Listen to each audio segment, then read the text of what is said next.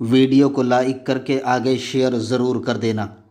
जा कपड़े खरीद और निकाह का इंतजाम कर ताकि तेरा निकाह हो। इधर झोली में पैसे पड़े और वो गए, उधर गए, किसी ने आके इत्तला दी, या रसूल अल्लाह ओहद के मैदान के अंदर तो दुश्मन आकर के जमा हो चुके हैं और जंग मुसल्लत कर दी है, तैयारी करना है। सरकार ने कहा जाओ ऐलान कर दो। दोपहर से लेकर सुबह फजर तक ऐलान होता रहा।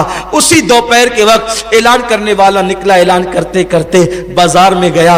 लोगों, अल्लाह के हबीब ने फरमाया कारोबार बंद करो, सारे काम छोड़ो और अपनी जान की नजरें लेकर हुजूर की बारगाह में पहुंचो। दुश्मन आ गया है ओहद के मैदान में, हमने भी जाकर इस्लाम की हिफाजत करनी है। कुर्बान जाए, अस्वद कपड़े ले चुके हैं, पैसे दे चुके हैं और अस्वद का हटने वाले हैं। ऐसे में कानों में आवाज आती है, हुजूर जंग के मैदान के लिए बुलाते हैं, जाने कुर्बान करने के लिए। अस्वद ने दुकानदार से कहा एक एहसान करोगे?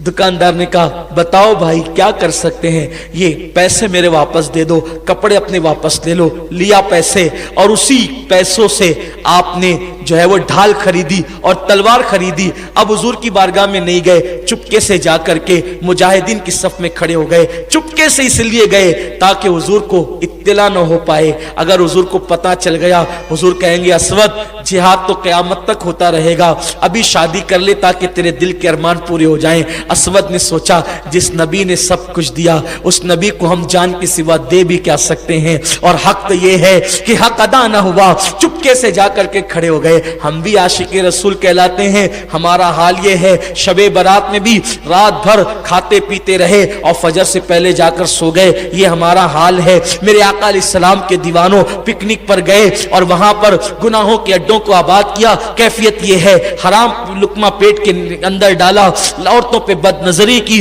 नमाजें तर्क की, दाढ़ियां मुंडा के गटरों में फेंका। ये अपनी जिंदगी का कुल मामला है, कुल हाल है। मेरे आका अलैहिस्सलाम के दीवानों वो कैसे उशाक थे। सोचो इतनी खूबसूरत बीवी मिलने वाली है और चंद लम्हों के बाद मिलने वाली है, लेकिन अस्वद जानते थे कि सब चीजों से ज्यादा मोहब्बत करना हुजूर से ये ईमान की निशानी है। अगर हुजूर से प्यार नहीं तो कुछ भी नहीं, हुजूर से मोहब्बत नहीं तो कुछ भी नहीं, हुजूर से इश्क नहीं तो कुछ भी नहीं।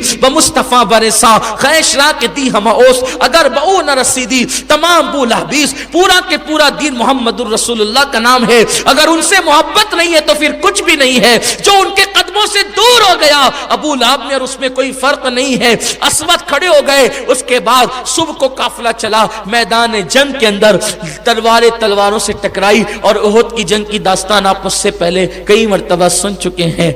70 सहाबा शहीद हुए, हजरत हमजा, हजरत मुसअब इब्न उमैर, हजरत शम्मास। इस तरीके से उनमें से हुजूर अलैहिस्सलाम ने जब लाशों को इकट्ठा किया जनाजा पढ़ाने के लिए तो देखा कि उसमें अस्वद की लाश भी थी।